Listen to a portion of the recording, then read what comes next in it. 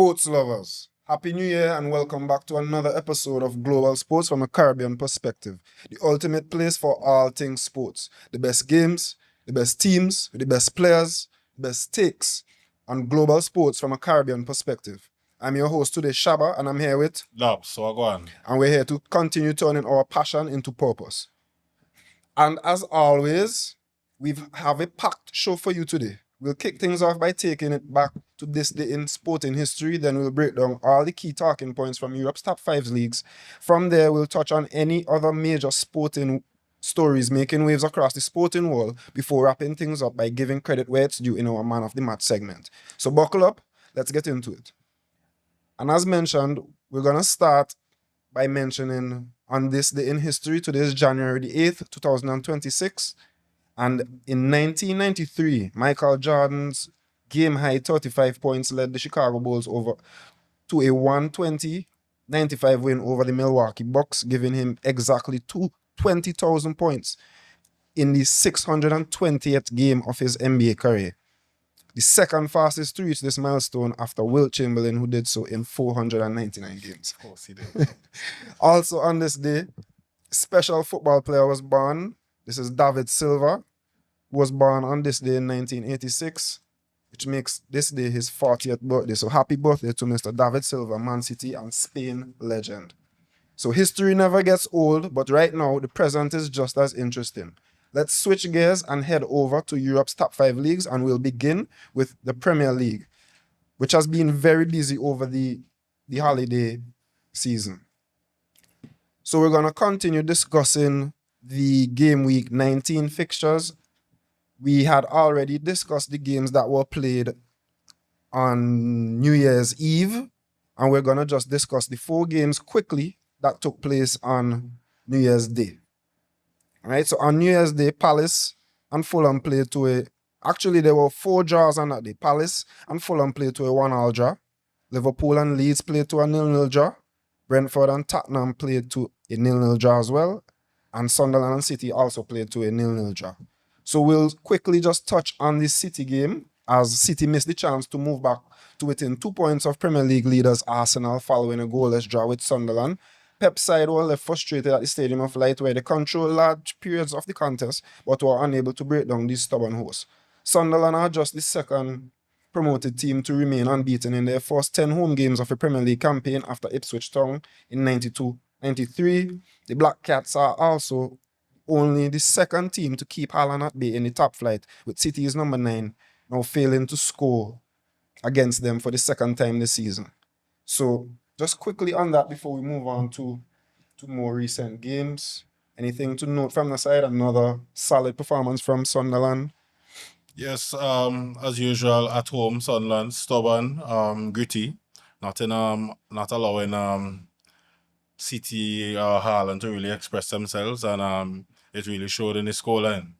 Yeah, so that game took place on New Year's Day. We're going to move on to round 20 of the Premier League, which took place last weekend. And we're going to run through these fixtures and discuss the major talking points once more. So, Villa defeated Forest 3-1. Brighton defeated Burnley 2-0. Wolves pick up their first win of the season, defeating West Ham 3-0. Bournemouth lost 3-2 to Arsenal. Leeds and Man United played to a 1-1 draw in what proved to be Ruben Amorim's final game in charge of the club. Everton lost 4-2 to Brentford, thanks to a Igor Thiago hat-trick. Newcastle defeated Crystal Palace 2-0. Palace were on a very bad run of form. Tottenham and Sunderland drew 1-1. Liverpool and Fulham drew 2-2. City and Chelsea played to a 1-1 draw. So we'll start with Villa and Forest. John McGinn's first Premier League brace helped Aston Villa bounce back from their defeat to title rivals Arsenal as they downed Forest 3-1 on Saturday. The Villa captain's second half double came after Ollie Watkins' early strike, while Morgan Gibbs-White failed to spark a comeback as Unai Emery's men moved to within 3 points of leaders Arsenal.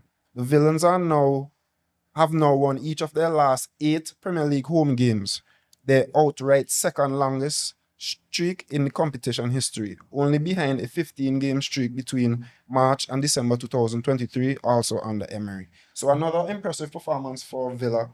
They remain unbeaten at home, as mentioned, and they stay close to Arsenal. Anything to mention about Unai Emery and his men there? It's good to see them really back to winning ways after Arsenal thumped them all the way up, and then I think they dropped points out thereafter, or maybe they won against Chelsea. I could be wrong, but Yeah, they did beat Chelsea. right. So it's good to see them back on that streak of wins again. As I said earlier, Emery is a genius, and I like how he adapts to different teams and different structures. And they are tied on points with City now, I believe, with 43 points. So they are title contenders as much as they don't want to admit it. Very much so, very much so. And we move on to Arsenal, who moved 6 points clear at the top of the Premier League table after Declan Rice's second half brace sealed a dramatic 3-2 win over Bournemouth on Saturday.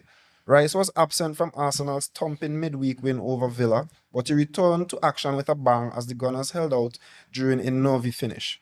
Arsenal weathered an early storm from Bournemouth as they looked to take control, only for an uncharacteristic error from Gabriel gifting the Cherries a 10-minute lead. After attempting to play a first-time pass across Arsenal's backline, Gabriel got his angles all wrong and presented the ball to Evan Nilsson, who rolled the ball beyond David Raya. But no sooner after handing Bournemouth the lead, Gabriel hauled his side level with a thumping finish in the 16th minute after good work from Nani Madueke down the right. The Cherries had the better of the chances during an impressive first-half display, but found themselves behind 9 minutes after the restart when Rice swept the ball home. Bukayo Saka then made an impact off the bench with his dazzling run, ending with a pullback to Rice, who finished past Petrovic with 19 minutes remaining. However, a Bournemouth substitute also made his mark in the 76th minute when Krupi Jr. sent a stunning effort into the bottom corner, but it proved to just be a consolation. Just some quick stats here. Rice netted his first ever Premier League brace in what was his 296th appearance in the competition, while it was his second for the Gunners in all competition after his 2 goals against Madrid last season in the Champions League. But given the England international's record against Bournemouth, you would have fancied him to have a say on proceedings. He now has 5 goals in 12 games against Bournemouth, more than double than he has against any other opponent in the league. So clearly his favourite opponent. Another clutch performance from Rice and the Gunners. Only mistake from Gabriel, who made up for it again by scoring his customary goal. Any thoughts on the Gunners and their performance at Yeah, they continue to prove the doubters wrong, and myself included, of course. They have gone through the festive season with the most difficult set of fixtures, and they have come out unscathed, unbeaten, and clear by 5 points. So credit to Mikel Arteta, credit to the changes that he makes, because it's not, a one-man show. Sometimes it's Saka, sometimes it's Rice, sometimes it's Gabriel, but all in all, it just seems to be coming together with a bit of luck here and there. Yeah, they are poised to win the league. It's all in their hands. You made a great point there about them goals coming from all over the squad, and that's a testament to something that we've mentioned many times this season on GSCP about Arsenal and their squad depth. Doesn't matter who is in or out, whether it's Madueke or Saka on the right, whether it's Trossard or Martinelli on the left, whether it's Jesus, Gyökeres, Merino, whoever it is up front. They seem to be getting the job done. Even when Gabriel was out and Hincapié had to step in, he did a very good job. Calafuri is out, Hincapié is now playing left back. So we see the versatility and we see the depth. And it's clear that they're favourites for the title as they've shown. So, gonna move on to Fulham 2, Liverpool 2. Harrison Reed's first Premier League goal in nearly 3 years saw Fulham snatch a dramatic equaliser in their entertaining 2-2 draw with Liverpool. Cody Gakpo's 94th minute strike appeared to have won it for the Reds at Craven Cottage, where Florian Wirtz cancelled out Harry Wilson's earlier effort. However, Reed's 30-yard pile driver 3 minutes later, that's in the 97th minute, ensured a share of the spoils in spectacular fashion. Liverpool have now drawn 4 of their last 7 Premier League games, as many as their previous 31. Meanwhile, Arne Slot remains winless in all of his 3 top-flight meetings with Fulham, 2 draws and 1 loss. One of only 2 opponents he has faced more than twice in the competition without winning, the other being Nottingham Forest. As for Fulham, they were grateful for the efforts of Harry Wilson, whose tally of 9 goal involvements, 5 goals and 4 assists since the start of November is only bettered by Erling Haaland. So any thoughts on Liverpool and Fulham? Not much. Just to say, big up to Harry Wilson, of course. Liverpool being his former team. He has shown that there's quality there, and he didn't really have the opportunity in the past few seasons because he's always been niggled with injury or hampered with injury. So it's great to see him now back on the scene, fully fit, and doing what a lot of people thought he could do. Liverpool, on the other hand, seem to be continuing on similar road, not really consistent, struggling to score goals, struggling to put a proper performance together from back to front. Whenever they look solid, there's a mistake, and then that mistake will lead to another goal. So it's something that Arne Slot needs to clean up.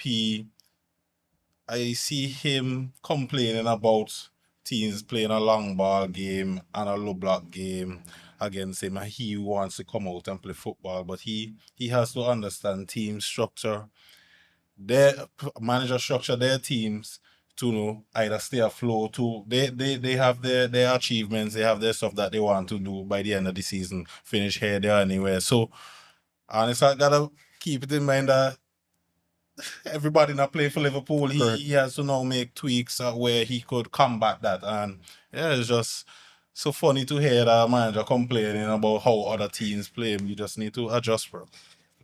That's a great point you made. And I just want to touch on Liverpool because we had mentioned them a lot this season because they've been having some up and down results, more down than up.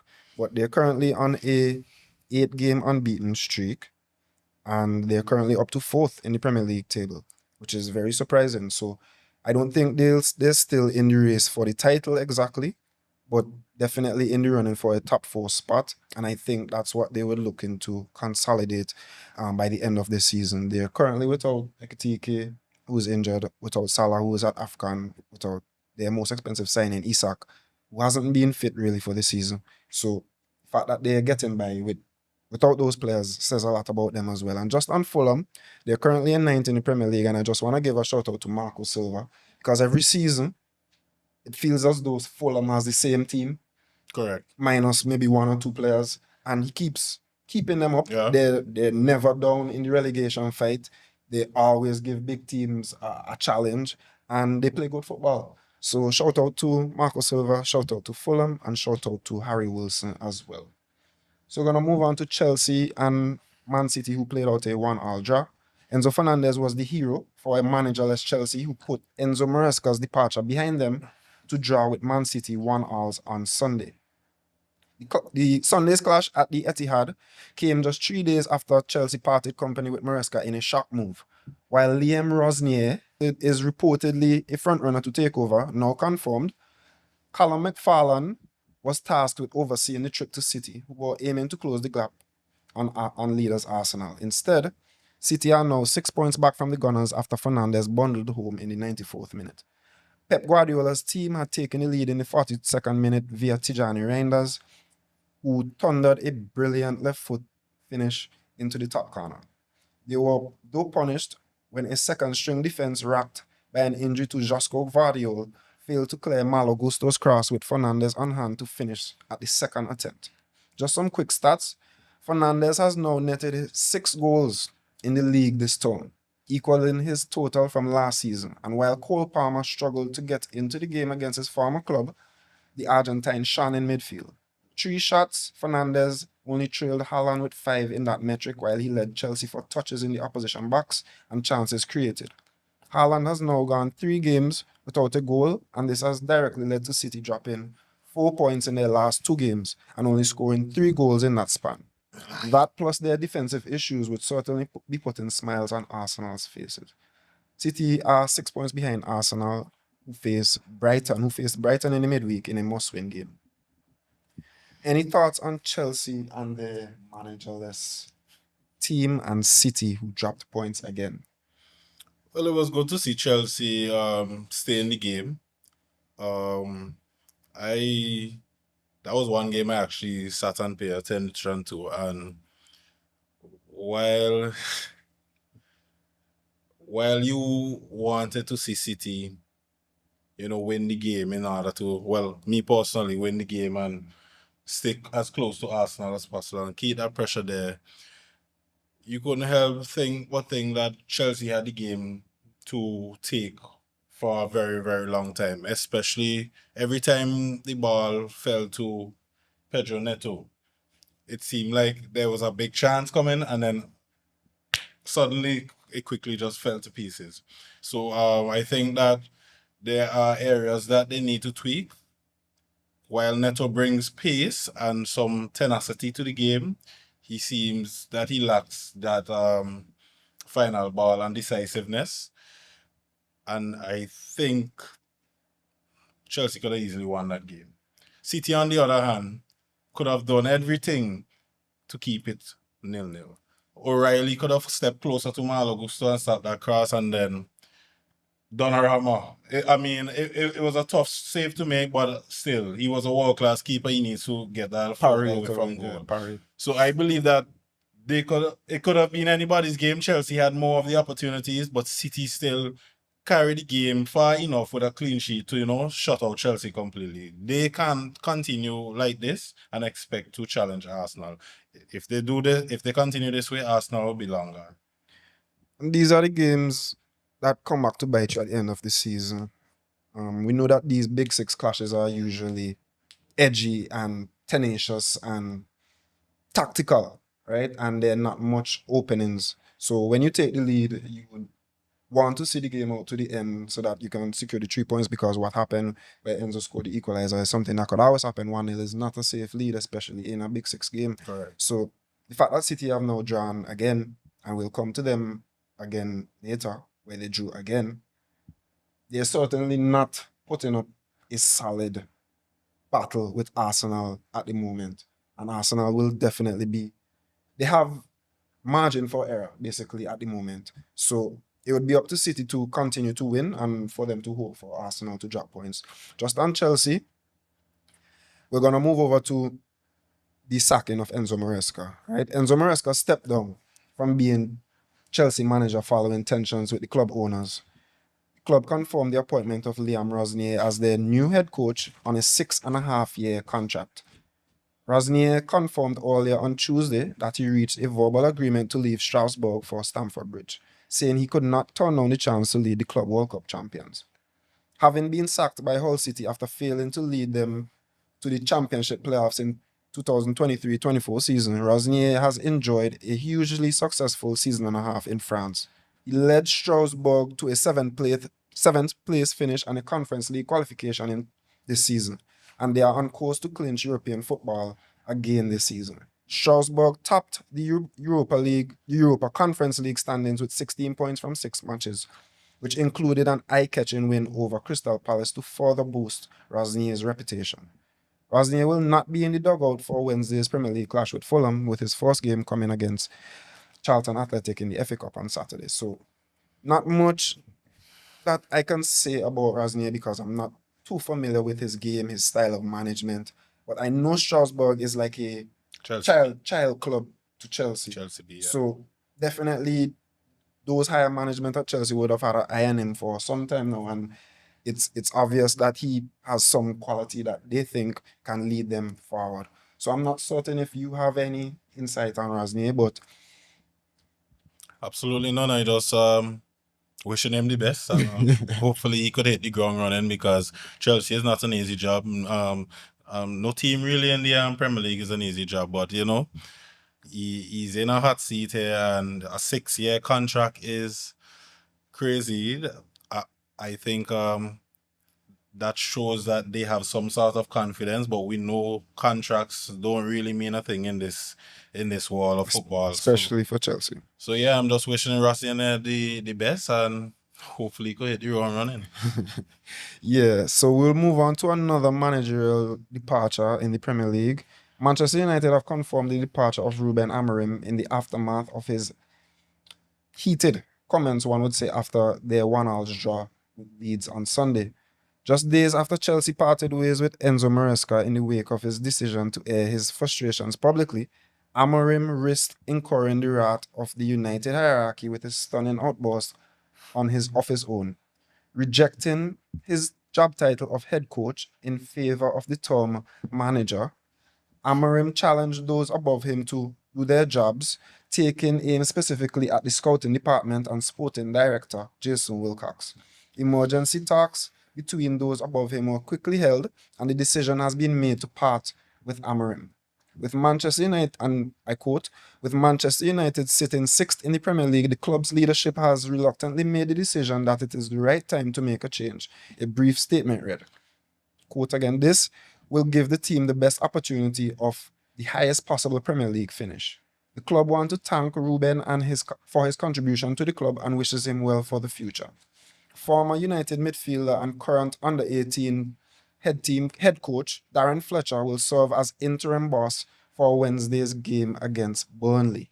The situation between Amorim and United's hierarchy had become strained, with the Portuguese boss becoming unhappy with the club's approach to bolstering his squad and buying into his 3-4-2-1 formation. The Portuguese departs as the worst performing manager in the club's history with just a 32% win rate.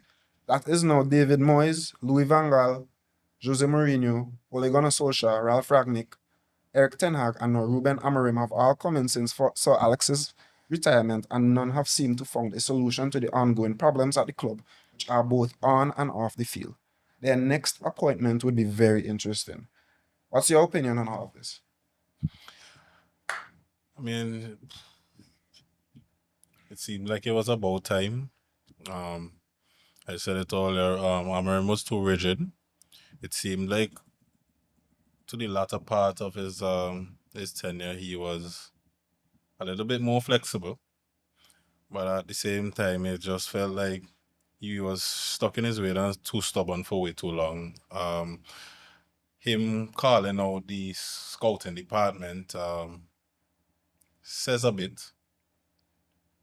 Is he saying that most of the signings weren't his, or the signings that they brought in and up to caliber, or his style, or what is he really saying by that? So that needs some investigating to find out. Like what does he really mean? Isn't Sesko good enough after scoring a brace? Under Darren Fletcher. I don't know. So he needs to look in the mirror, but at the same time, it's interesting to hear more about his what he thinks about the scouting department. That's very true, because he left it very vague, because he has a part to play in it as well. Of course. His inability to adapt to the players that he has at hand and to be so rigid and fixed in his three in the back formation when clearly the team would play better with four in the back is definitely an indication on him. Now, I'd say that he could have been sacked way before this. They literally lost to Grimsby Town in the Carling Cup earlier on in the season, and that alone is a sackable offense. So while the sacking may not have been results oriented, he was literally sacked for his mouth, right? And like I said, the next appointment is gonna be interesting, because where do they go from here now? They've tried the old coach like Van Gaal and Jose Mourinho. They've tried younger guys now like Ten Hag and Amorim, but none have seemed to, gotten United to go in the right direction. So it's gonna be very interesting to see who they pick. Darren Fletcher is currently the interim manager. He knows the club in and out, but the next permanent manager will certainly have a job on his hand, just as Rosnier will at Chelsea. Any prediction on who that might be? I can't think of anyone bold enough To take that to job. take on this job just after Christmas. Well, they are in the transfer window, right? Yeah, January. Right. So there is some time to at least bring in a few players to their liking. But yeah, I can't think of anybody bold enough to take on the job of a Man United coach, honestly speaking. Okay, and we'll move on to round 21 of the Premier League, which took place in this midweek. Games played Tuesday, Wednesday, and Thursday today. Nottingham Forest defeated West Ham 2-1. Bournemouth defeated Spurs 3-2. Brentford defeated Sunderland 3-0. Palace and Villa played to a 0-0 draw. Everton and Wolves played to a 1-1 draw. Fulham defeated Chelsea 2-1. Man City and Brighton played to a 1-1 draw. Burnley and Man United played to a 2-2 draw. Newcastle and Leeds played to a very exciting 4-3 game where Newcastle won. And Arsenal and Liverpool played out a 0-0 draw in the last game of the game week. So we're gonna move on to some quick talking points. We'll move a bit faster with these. We'll start with Bournemouth 3, Spurs 3. Bournemouth 3, Spurs 2, sorry. This is now 3 wins in the last 12 games for Thomas Frank and Tottenham. His job is in serious danger. Antoine Semenyo scored in his last game before heading to Man City. That is now 7 goals in 7 starts for Krupi Jr., the most this season for a teenager in the top 5 leagues. He's French, so we'll see if he ends up getting a call up to the national team. With France's depth, that might be difficult, but certainly one to watch for.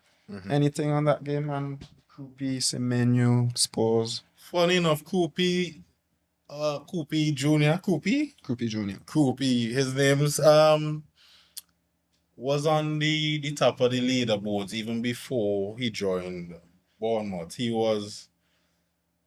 I'm not quite sure what the stat was, but it was either the most goal involvement or the most goals for player 21 years and under in the top 5 leagues since probably last season. Okay. And this is when, the whole Lamine hype was going on. So it's just goes to show you how the league and the team that you are in, kind of pushes the hype. Correct. And, he was really flying under the radar for, I think it was Lorient. Yeah, last season before he made the move. So shout out to Krupi Jr., very young, exciting striker. One to watch. Moving on to Brentford 3, Sunderland 0. A brace for Igor Thiago after a hat-trick on the weekend. He now has 16 Premier League goals this season, breaking the record for most goals in a single Premier League season by a Brazilian.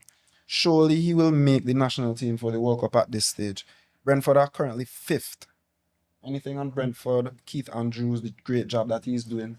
Because keep in mind, before the season, on GSCP, we had Brentford as a relegation candidate. Correct. So anything on Keith Andrews and his work so far this season, and Igor Thiago, obviously. Funny enough, Keith Andrews was called a set piece coach when Thomas Frank was there. And you saw him stamp that kind of authority on the style of play because remember I talk about the copycat league. Everyone is doing long throws because of Coyote. Correct. So it's funny to see how he stamped his authority, brought that style of play where set piece is a big thing in their gameplay. They are a tough team, big and strong lads. With Collins and even Coyote for right back is really well built. And Igor Thiago, one of my favorite players this season. One, because he's a Brazilian. Two, because he's a number 9. So yeah, he hopefully fits right into Brazil's plans. But yeah, top real credit to Damsgaard and the whole lot of them. Kevin Schade, who scored a hat-trick himself as well. So yeah, it was really good going from Brentford, and let's see how far they could take it. I was a doubter. I believe that with Wisa gone and Mbumo gone and probably another Norgard from central midfield, that they would just wither away and struggle in the relegation zone. But it's really good credit to them and their coach for where they are right now. Yeah, shout out to Brentford. It says a lot about the Premier League's quality that Brentford are 5th, and like for example, Fulham are also in the top 10 as well as Sunderland. It says a lot about the strength of the Premier League and the depth that Brentford, who are, let's say, 10th, 11th just a Yeah, few weeks ago. correct. Now Yeah. unbeaten in 5, won 4 out of the last 5 games. Hottest team in the league And are apart right. from Arsenal. Yeah. Correct. They're right there for the Yeah, top 4. Moving on to Palace and Villa, who played out a 0-0 draw. No Premier League win for Crystal Palace since December the 7th. It's currently January the 8th. They are winless in all competitions since then too, in 8 games. So very poor form from Oliver Glasner and his team. Maybe the Europa League is catching up to them. The lack of rotations, the lack of squad depth that they're able to put out there on a weekly basis is certainly catching up to them. Villa dropped precious points in the title race and remain 6 points behind Arsenal. So any thoughts on that quickly? Not much really. As you said, the squad depth. I watched about 2 Crystal Palace games over that festive period, and every time I saw the Uche guy come on the field, I was kind of like annoyed. Like, where's this guy going? He just shows like he doesn't have the quality, honestly speaking, and no disrespect to him. So the missing Sa, who's at AFCON, I think, should be back Soon. pretty soon. Missing Munoz as well. Right. So yeah, there are key players missing. Gay and Lacroix are the really only bright sparks right now. Mateta has been going through a serious goal drought as well. So yeah, hopefully that Glasner could turn it around. Crystal Palace play some really good football, especially on the counter attack, and hopefully he could turn it around pretty soon. And Villa who dropped point, who drew as well. It's good just to see Ollie Watkins back on the score sheet. Ollie, well, just back in the goals in general.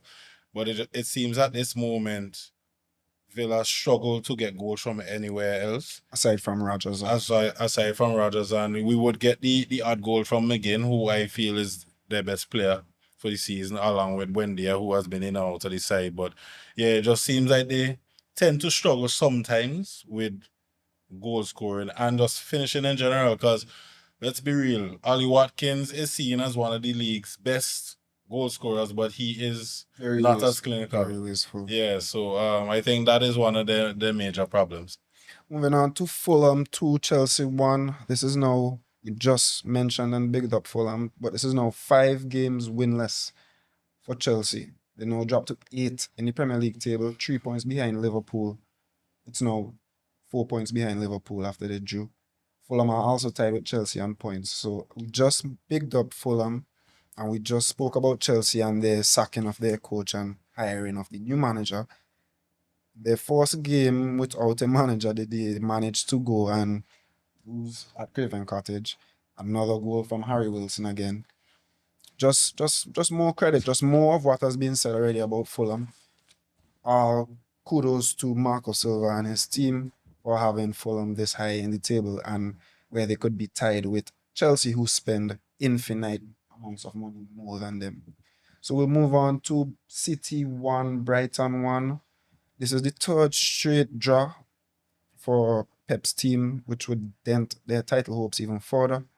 Haaland scored his 150th goal in all competitions for Man City in 173 appearances, which is 28 games fewer than any other player has required to reach 150 goals for a Premier League club since 92-93, where Alan Shearer did it in 201 appearances. It wasn't enough though, as Brighton equalized through Karol Mutoma and left City behind Arsenal again. Shout out to James Milner, who became the 5th outfield player to make a Premier League appearance age 40 or older after Gordon Strachan, Teddy Sheringham, Kevin Phillips, and Ryan Giggs. Any thoughts on this underwhelming performance from City again? Yeah, it's just more of what I said earlier.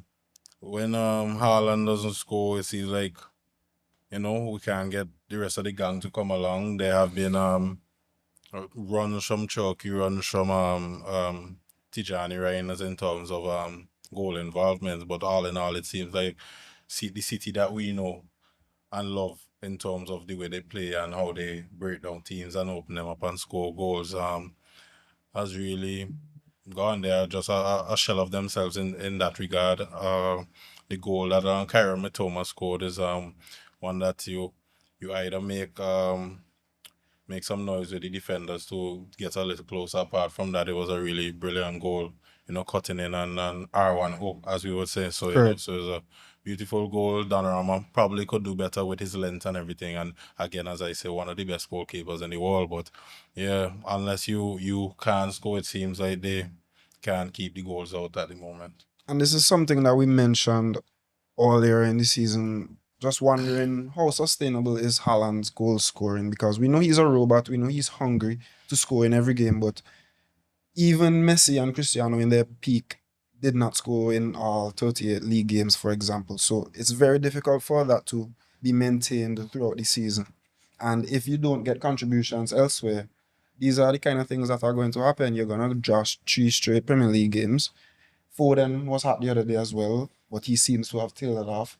So City have some work to do, and they're missing some big players at the back as well. Guardiola literally broke his leg and is going to be out for some months now. Will be in a rush to make the World Cup. Diaz is out, John Stones is out, Ake is injury prone. So they only literally have Matheus Nunes and Nico O'Reilly, who's running on his last legs, and Kushanov. That's about Yeah, I it. think they said he wants to go into the window to try to get a centre back. Mark Gahey. Right, and there's talk of there's a youth on the payroll already, Victor Ruiz from Girona on loan They're right looking now. to bring him back. He says he doesn't want to. It's crazy.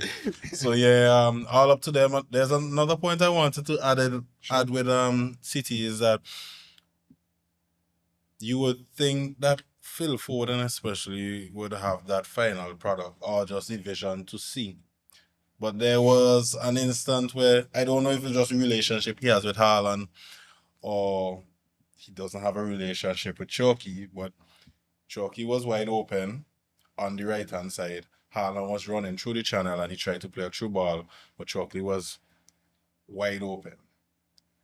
Late into Chalky, and Chalky could easily run onto it with his left foot and put at least on target. So it was really weird to see that he couldn't spot that. I mean, we see a lot from, of course, the television, but it was crazy to see that Phil Foden being one of the best players in their ranks not pick out a pass. Moving on to Burnley 2, Manchester United 2 in Darren Fletcher's first game. Third consecutive draw in his first game. Third consecutive draw for United in Darren Fletcher's first game. First time they've drawn three consecutive Premier League games since December 2018. A successful return for Bruno Fernandes, who added another assist to his tally, his league leading tally of 8. A brace for Benjamin Sesko, who looked like a number 9. Burnley are now winless in 12 and look destined for the drop. Any thoughts on United and their first game without Ruben Amorim and playing a back four? Well, it seems like, especially on the wings, they were getting a lot more crosses or deliveries into the box, and that favored Sesko's play style. He doesn't seem like he has that sort of connection with the ball that Haaland would have in terms of the technique, but he is interested in those balls and he's in the right areas, and I think it's something that Darren Fletcher for the time can work with. On the defensive end, they are a bit too sloppy and they let their foot off the gas when they fought to get the lead. So it's just something that I feel like the team in general, as in player for player, need to work on, and not necessarily a manager thing. They need to really be motivated to win games. Darren Fletcher maybe the one could do that. We'll see who comes in. For all of the doom and gloom, United are literally 7th in the Premier League. They're only 3 points behind the 4th spot. Like we mentioned, Amorim was probably sacked more for his mouth than performances and results.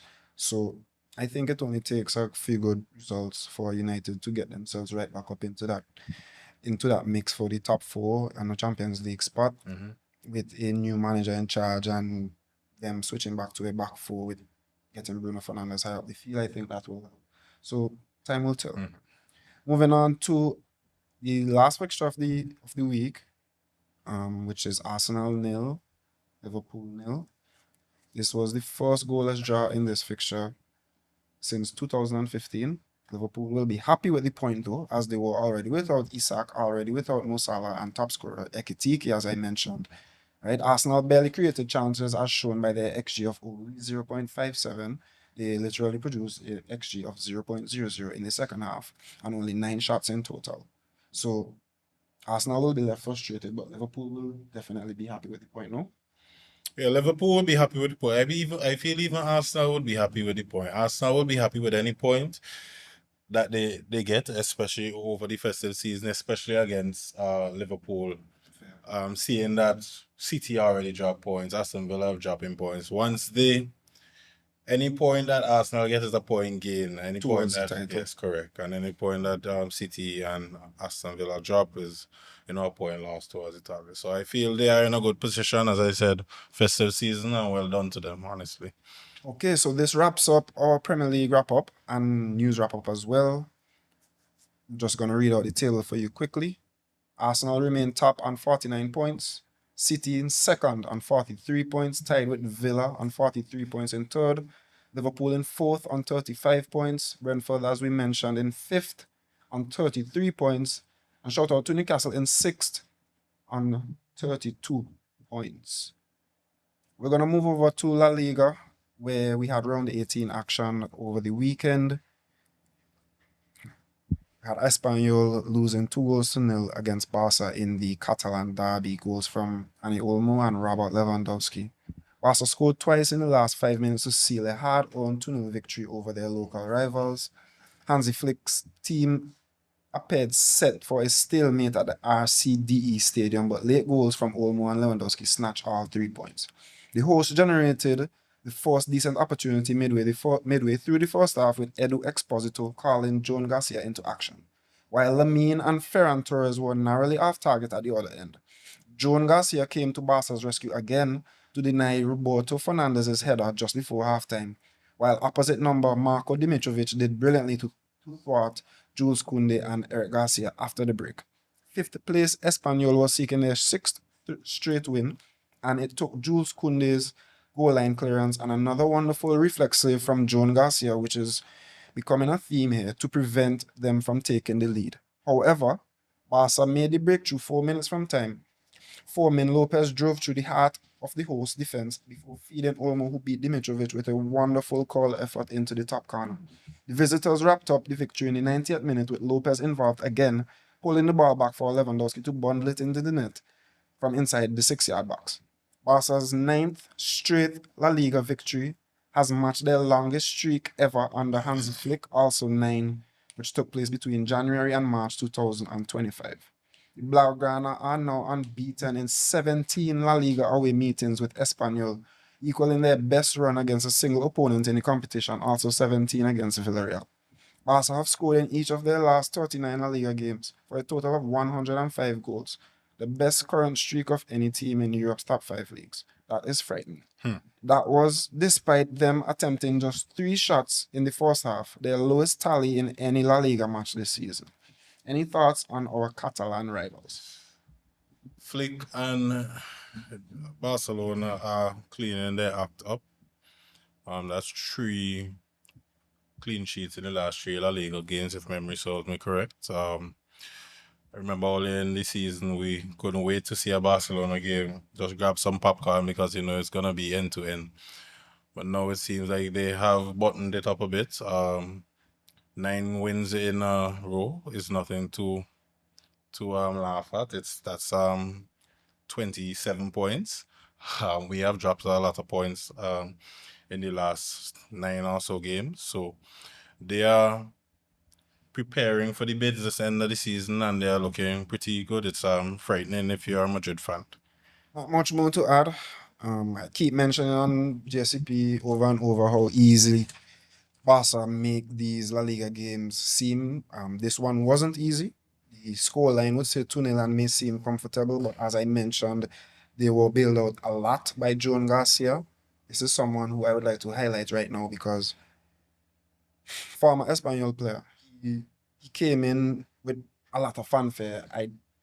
I knew he was good, but I didn't think that he was league altering good. He seems to be saving Barca's butter every game, and credit to him. I hope that Luis de la Fuente looks within himself and does not be stubborn to Unai Simon, because he has literally David Raya and Joan Garcia to choose from for the World Cup. So shout out to Joan Garcia as much as I'm hesitant to give any Barcelona player credit. Fair is fair. First, Moving on to Madrid, who defeated Real Betis 5-1. Gonzalo Garcia scored a brilliant, perfect left foot, right foot header hat trick. The first goals of his La Liga career as Madrid kept the pressure on Barca, beating Betis 5-1, as I mentioned. He led the line brilliantly. Emphasis on led the line. In the place of the injured Kylian Mbappe at the Santiago Bernabeu, with his treble coming between goals from Raul Asensio and substitute Fran Garcia. Madrid took the lead in the 20th minute when Gonzalo nodded Rodrigo's inviting free kick into the bottom corner.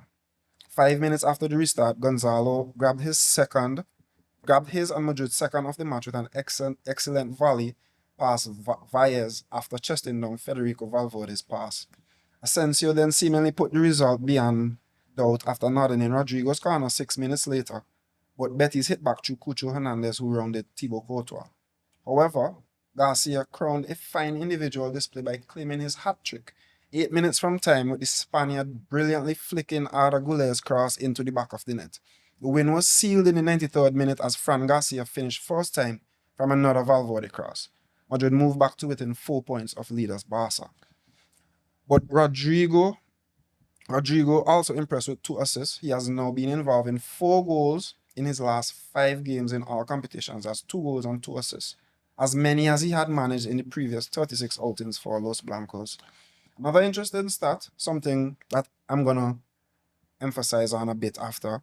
Madrid have only lost 9.1% of their matches without Kylian Mbappe since last season. Right? That's 11 games and 1 loss, compared to 21.7 losses with the Frenchman in the team since then. That's a total of 83 games and 18 losses. Now, while the sample size may be lopsided, the numbers certainly don't lie. What also doesn't lie is the eye test and the mere box presence that Gonzalo brought to Madrid's attack. As mentioned above, Rodrigo seems to have recovered his best version, and that could only be good news for Xabi Alonso and company. The opposite end of that stick, though, is Vinicius Jr., who's now gone, up to that point, 15 games without a goal in all comes for Madrid. While he wasn't horrible, he did some good dribbling, especially in the first half. The drought is clearly playing on his mind. He needs to step up. So there were a lot of positives, some negatives. I want to hear from you. hat trick, a perfect hat trick. And if you watch the movement, especially for the first goal, I ain't going to say Cristiano like, because Cristiano had some crazy off the ball movement to set himself up and also make the defenders look silly looking around for him. But that's the movement in the box was movement of a mature number 9, as he fake the defender one side, then another side, and then just ran back post to head Rodrigo's delivery into the net. So that was outstanding to see. And what was even more outstanding and brilliant, terrific, all the adjectives.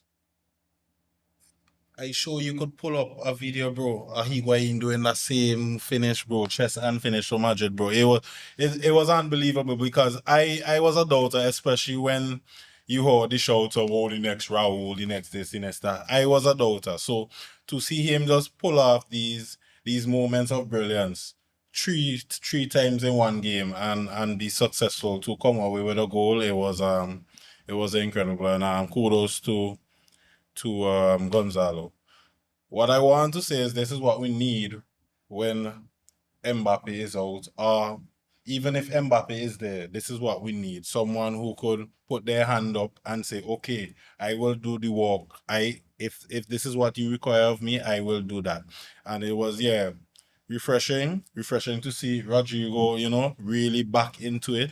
And it's now for Vini, as much as he does bring that directness, he does bring that fair to defenders, have them backpedaling, so he needs to be on the score sheet more. So we need to keep up with Barca. A thumping victory against Betis is just how you do it. and we just have to keep up this kind of pace. Yeah, the win over Betis shouldn't be overlooked because Betis before that were unbeaten on the road so far in La Liga this season. So for us to comfortably dispatch them says something. Again, credit to Gonzalo because now shows Xabi Alonso that he can come in and Mbappe doesn't have to play every game. He can rest Mbappe sometimes, and you can have a reliable number 9 that can score goals for you. So credit to Gonzalo, onwards and upwards. Moving on to La Real and Atletico, who played out a 1-1 draw. Atletico Madrid missed the chance to go third in La Liga after they were held to a 1-1 draw by Real Sociedad on Sunday. It was another disappointing performance away from home for Atletico, who kick-started 2026 with a whimper after entering the new year with back-to-back victories. Only Barca, with 9, have won more games at home this season than Atletico with 8, but it has been the latter's away form this season that has seen them drift further away from challenging Hansi Flick's team and Real Madrid for the title. Of the last 10 league away games in 25-26, Atletico have managed just 3 wins. So, anything to note on Atletico and their poor form in La Liga this season? Yeah, that's glaring. You would think that Cholo's side would dispatch or deal with these, especially lower league teams, quite easily, and to have 3 wins in the last 10 away games is something of mid-table teams, really and truly, or even yes, mid-table. I wouldn't say relegation, but mid-table, and they have tons and tons of quality, so it really doesn't make any sense to me. I could put it down to poor finishing because I have seen Solat do some crazy stuff in terms of not putting the ball in the back of the net. But yeah, in order for him to challenge for the title, because the race is still on. I don't count Villarreal and Atletico out of the race just yet, but the race is still on. So in order, to keep up with the pack, these are the games that you need to win. It's crazy that they're not pulling them off. Just quickly on third place, Villarreal, they defeated Elche 3-1 away from home to maintain their position in third. And that will wrap up our La Liga review. I'm just going to read out the table quickly. The top 4 stands: Barca top on 49 points, Real Madrid second on 45 points, Villarreal in third on 38 points with 2 games in hand, Atletico Madrid in 4th place also on 38 points. Gonna move over to the Spanish Super Cup semi-final. We're gonna begin with Athletic Club and Barca. Barca demolished them 5-0. Barca booked their spot in the final of the Supercopa de España with a 5-0 thumping victory over Athletic Club in Saudi Arabia. Rafinha, Fermin Lopez, and Rooney Bajaji all directly contributed to 3 goals, while Ferran Torres also got on the score sheet as the Blaugrana all but secured the win in the first half. That is 9 wins in a row in all competitions since losing to Chelsea, 5 clean sheets in a row. Gonzalo Garcia, as I mentioned, has a big part to play in that. Anything to mention? Not much, I would say, to mention because Bilbao have had such a poor season that this was an expected result. But any thoughts on them? Barca even rotated and had Lamine Yamal on the bench started. So it's clear that they're saving their best for Sunday. So any thoughts on their thumping win? Not much really. This is what you would expect, especially on the run that they've been having. As I said, all this has coincided with the return of Rafinha, who is making a claim right now for being the best player in the world. So all the Ballon d'Or shows that he didn't get in the previous year, maybe he could get them pretty soon. But yeah, it's what you'd expect. They have been rampant, and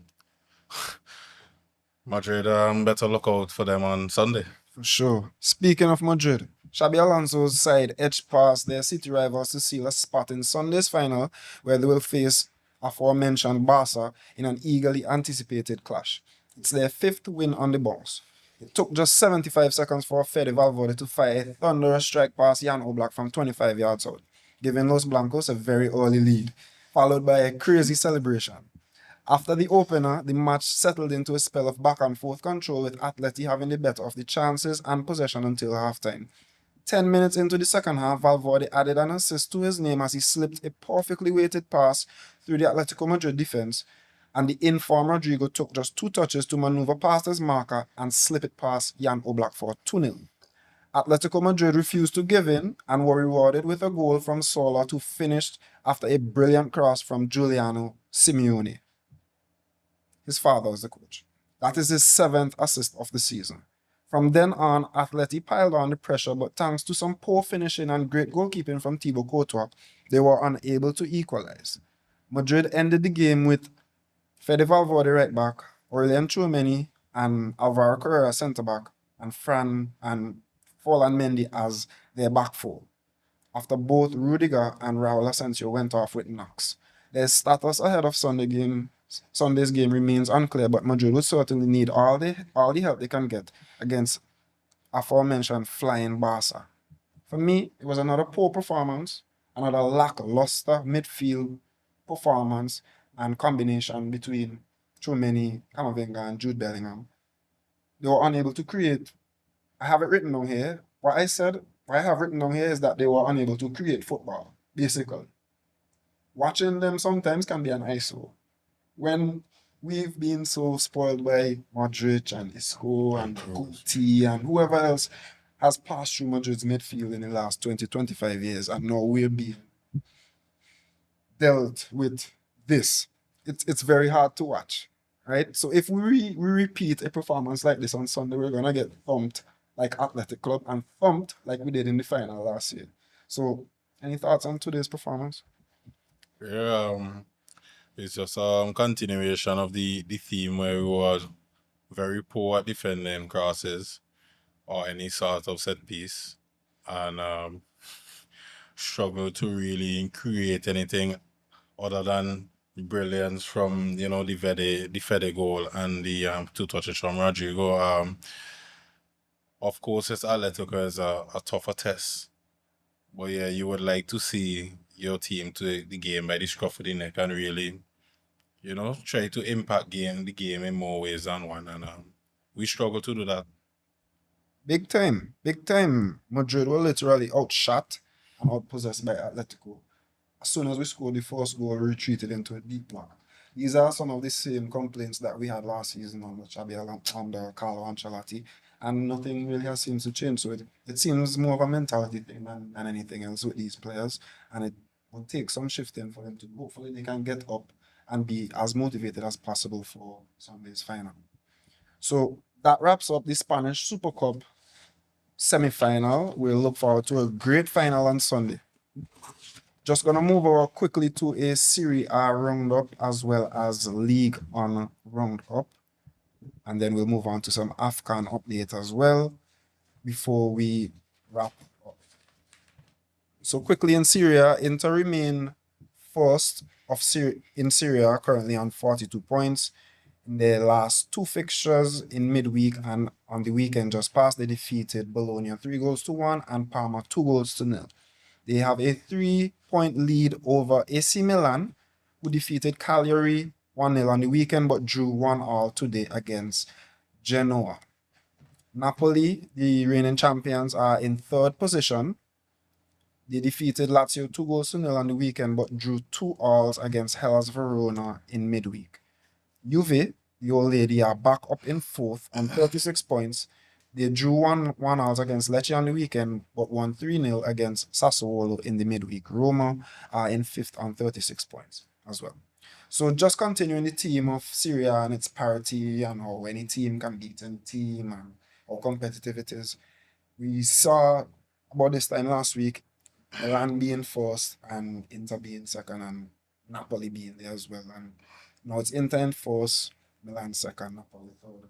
Just any quick thoughts on the party and the competition in Italy? Yeah, you just really need to go on a decent run and try to pick up as many points as possible, it seems, in order to win the league. Wherever it's so many tough fixtures where you have Milan playing Lazio one week, or Napoli playing Juve the next week, or Roma in the mix as well. So many tough fixtures, and it's really the best man win. It's I think because Inter has the quality and I think the squad depth with that quality over the other teams. I could see them, pulling away a little further. But it would be interesting to see Milan keep up, because I would want to see Milan really take home the Scudetto this I year. agree. I agree with you in terms of Inter having the best squad depth and best quality in the league. They also have, I'd say, the most experience and title winning know-how. Aside from Napoli, who just recently won, I would put them in pole position to win. However, I would also like to see AC Milan take the Scudetto home. Lautaro is the top scorer in the league with 10 goals. Shout out to Nico Paz, who is the top assister in the league with 6. Quickly, a league on standing recap. Lens remain in first place on 40 points. PSG are in second on 39 points. Marseille and Lille, both on 32 points, have fallen away and are now out of that race completely. So it's clear that the race will be between Lens and PSG to see who will take home the French title. Also, in France, PSG defeated Marseille 4-1 on pens after a 2-all draw to claim the French Super Cup. They have now won all possible trophies over the past year. So shout out to Luis Enrique and his team as they've clean swept everything in their way since Kylian Mbappe left. I have a question. Sure. Who does play for Lens? That's a good question. That's a good question. And we'll have to familiarize ourselves. We'll definitely have to familiarize ourselves. Bro, like, I try my best. Wahi? I try my best, bro. Yeah. So that wraps up French football. Bundesliga returns this weekend after the Christmas break. Moving over quickly to the African Cup of Nations, which is currently at the quarterfinal stage. So I'm just going to run through the round of 16 results and name the quarterfinal matchups as well. So Senegal defeated Sudan 3-1. Mali and Tunisia played out a 1-all draw with Mali advancing 3-2 on pens. Morocco defeated Tanzania 1-0. Cameroon defeated South Africa 2-1. Egypt defeated Benin 3-1 after extra time. Nigeria defeated Mozambique 4-0. Algeria defeated the DR of Congo 1-0 after extra time. And Ivory Coast defeated Burkina Faso 3-0. The quarterfinal matchups are as follows, and they are juicy. Mali versus Senegal, Cameroon versus Morocco, Algeria versus Nigeria, and Egypt versus Ivory Coast. Games will be played on January 9th and 10th. So certainly some exciting games to look forward to in the quarterfinal of the African Cup of Nations. As mentioned previously, this is a very wide open field. Any one of these 8 teams can come out victorious. I'd still say that Senegal remain slight favorites based on their squad. Morocco would also have something to say about that, seeing that they are the hosts. Algeria, Nigeria, Egypt, and Ivory Coast are also very, very strong teams. Not certain if you have any thoughts on that before we move on. Yes, the usual suspects really and truly, with the Senegals, Morocco, the Egypts, the Ivory Coasts. It would be very tasty set of fixtures, especially Cameroon, Morocco. I believe that we could see a bit of an upset there. Well, it's on the cards. I mean, it's the host nation. It's a knockout fixture, and Cameroon is a pretty decent team. And yeah, it would be interesting to see how it all plays out. Yeah, so certainly looking forward to those games which will be played tomorrow and on Saturday. Moving over to some quick cricketing update. Then we'll move on to our man of the match and close out this episode. Australia wrapped up the Ashes by beating England 4-1. No Josh Hazelwood, no Pat Cummins for 4 tests, no Nathan Lyon for 3 tests. However, the English were unable to overcome their Australian counterparts. Great performances from the likes of Travis Head, Alex Carey, Scott Boland, and the incredible, legendary Steve Smith. Just want to give you the floor to speak about Mitchell Stark. Yeah, of course. Jeez, I have a bit of bias in this because outside of West Indies, I have a favorite bowler and a favorite batsman. The bowler is Mitchell Stark. Mitchell Stark is a freight train. This guy coming up to you full speed. The run up is pace, the action is pace, and the release is pace. And as I mean, he said Arsenal, England had no answers. They were reckless at sometimes in the way they approached it. They would have the buzz ball in the back of their minds, and sometimes it seemed like they weren't mature enough in how they really approach the game. And Mitchell Stark was really crucial in breaking them down and opening the belly for the other teammates to really take them apart. Australia would not have won the series so convincingly without Mitchell Stark. Travis Head was a bit of a terror as well for them, of course, but yeah, I feel with the 30 odd wickets that Mitchell started and he took at about under 20 runs per hour, it was really incredible. And I think that Mitchell Stark deserves some flaws because he has gotten some hate in the past. For sure, for sure. And this series will always prove, well, test cricket will always be my favorite format of the game. It gives you the chance to highlight all three facets of the game at the highest level over 5 days. Whereas with the other formats, they're short and you could get away with stuff. In this, there's no getting away. There's no getting away with giving away your wicket like the way Harry Brook does, Ben Duckett, Andy Smith, Jamie keeper. Smith. They all give away their wickets in similar fashion, and there doesn't seem to be any change coming because it's clear that it's coming from above. That's the way that they want to play, and they thought that they would have been able to go into Australia, despite not winning a series in Australia in so long, and get away with that and not be a bit more conservative. So while I applaud the mentality, sometimes you have to adjust. Yeah, dial it back a bit because there was the test was already the series was already lost. But Jamie Smith, I think it was lunch or tea coming, and he just firing his bat away when settling. You're not even sure if you are safe bet fully in this team. Your spot is fully cemented. Take your time and make some runs, bro. If you watch Alex Carey, sorry, on the other team, Alex Carey shows you are organized, and while he might be aggressive, he shows you that he could be compact, solid, and hold the wicket for a decent period of time and help the team to build a partnership. So I feel that they really need to look on the other side and take some notes. For sure. Lastly on this Ashes series before we move on is I want to mention Jacob Bethel. He came into the side in the last two tests, I think, and hit a brilliant century in the last test, a brilliant undefeated 150 something. And I just want to give a lot of credit to him because he's a youngster.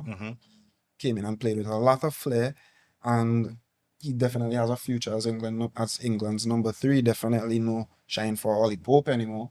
So something also I learned about him is that his father is from Barbados. I did not know that. And his father also gave an interview recently, and he's very much still Bajan. I knew that he played cricket in Barbados growing up, but I didn't know his father was a Bajan. Yeah, it's crazy that it's very, very incredible to see kind of talent that can come up from the Caribbean, even though he's not representing the West Indies team. Well, we could get into that another time. That might take us another 50 minutes, right? As in the reasons why he chose to represent England and not the West Indies, right? But just credit to him, a very good young talent and someone to look forward to in the future. Moving on quickly, the 2026 ICC Men's T20 World Cup is set to be bowled off in exactly 1 month in India and Sri Lanka. And with most teams already naming their squads, the hype is real. India coming as hosts and defending champions, but with T20 cricket being what it is, this tournament feels wide open, and there are plenty teams who will fancy their chances. Any thoughts on that quickly, Doc? Yeah, I mean, it's really a toss-up. It's playing in India, so of course India would be one of the favorites, but it's a T20 competition, and on the day anything could happen. it would be great to see the upsets of the smaller associate teams who are entering the competition maybe for the first time or whatever. So it would be cool to see some upsets, but for the most part, I'm just expecting the big three at least in terms of, and I don't have England in the big three. I'm talking about Australia, South Africa, and India. Those are the teams I'm really looking at. Those are the teams with the major firepower and depth from top to bottom. I agree. Most definitely, India should be looked at as favorites, especially on home patch. Last time, though, the World Cup was played in India. It was won by the West Indies, where they defeated India in the semi-final as well. It would take something special for us to repeat that feat, but you never know. You never know. Differently, we talk about West Indies. Okay, it's a people in the diaspora who could play for we. Gone for them now. Man playing first class cricket in England. Gone for them now. They never play no game for England. Gone for them. Give we a strength. Come home. Come to the motherland and give we a strength, Jed. It's about time we go outside of the Caribbean and see what we have on offer, and see what we could bring back. We can't have no more Jafra Archers, we can't have Jacob Bettels. And Jacob Bettel and Chris Jordan and them. It's about time we actually go outside and see what we could pick up. Certainly share those sentiments as well. Now, before we close things out, it's time to highlight excellence with our man of the match segment. And I'm going to start with somebody who we mentioned earlier, who scored his first ever La Liga goals on the weekend against Real Betis for his stunning hat-trick against Betis, as I mentioned. Gonzalo Garcia is my man of the match. After finishing as joint top scorer at the Club World Cup in the summer, he had failed to score in his first 13 La Liga appearances this season. However, he hit a hat-trick on Saturday, becoming only the second player for Madrid to score 3 goals in the same match in the top flight in the 24th century after Ruud van Nistelrooy in 2006. So, became the first Madrid player to score his first 3 goals in one match since Ruud van Nistelrooy. So, shout out to Gonzalo Garcia and to watch for in the future. How about you? I agree with Mitchell Stark. Another stunning display in the last Ashes test match. Brilliant all round. You want to tell me his stats there? Well, for the series, he played five matches, 2 man of the matches, 31 wickets at average of 19.93. He had 2 fifers. I think one was 7 for 58, which was his best ever test figures, and he also scored a 50. So this man can do it all. I have not much more to say other than Mitchell Stark is my man of the match, even though it was over the series. Big up Mitchell Stark. And that's our men of the matches. Excellent, recognized. And that brings us to the end of today's episode of Global Sports from a Caribbean perspective, where we break down the best games, the best teams, the best players, the best takes on global sports all through a Caribbean lens.